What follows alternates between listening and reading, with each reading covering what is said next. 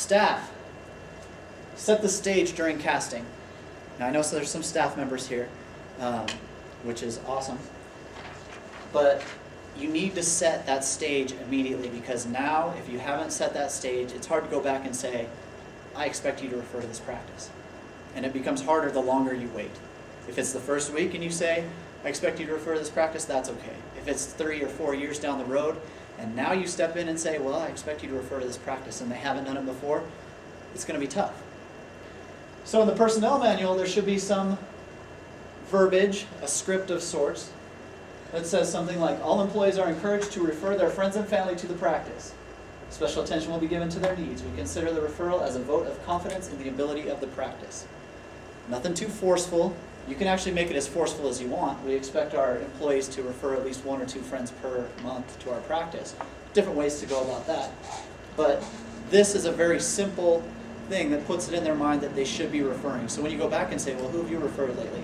And you say, well, I didn't know I was supposed to refer, or I don't like doing that. You can say, well, it's in the personnel manual that we that we encourage you to refer. We talked, Jerry and I, on the lead-up call. Was anybody on the lead-up teleseminar to this? Dr. Larson?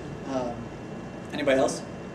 That's it. We talked on the lead-up call about actually, in your staff meetings, having a check sheet, like a whiteboard, and having each staff member listed on that whiteboard. And if they send a referral in, they get a check. And maybe you want 1 referral from each staff member, you want 2 referrals from each staff member per month.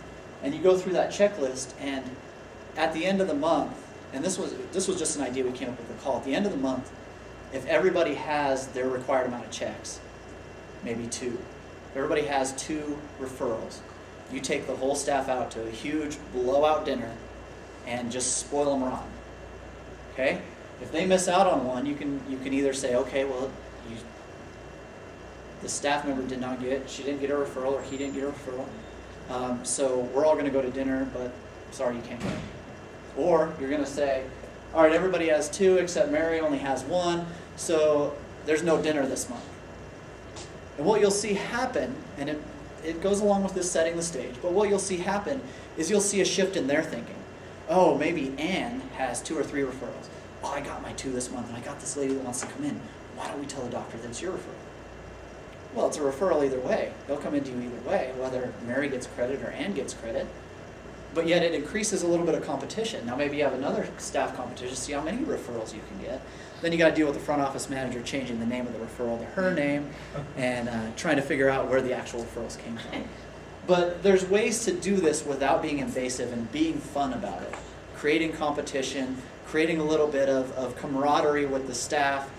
There's always a competition. Maybe you even do like a staff versus the doctor referral drive. You know, I know sometimes the staff loves to gang up on the doctor, and so they can, kind of get their own referrals. And if they're going to bring in 8 and you only bring in 3, maybe there's a bet or something. You'll take them out to this big blowout dinner, or you'll give them all, $20 gift certificate to Starbucks or something.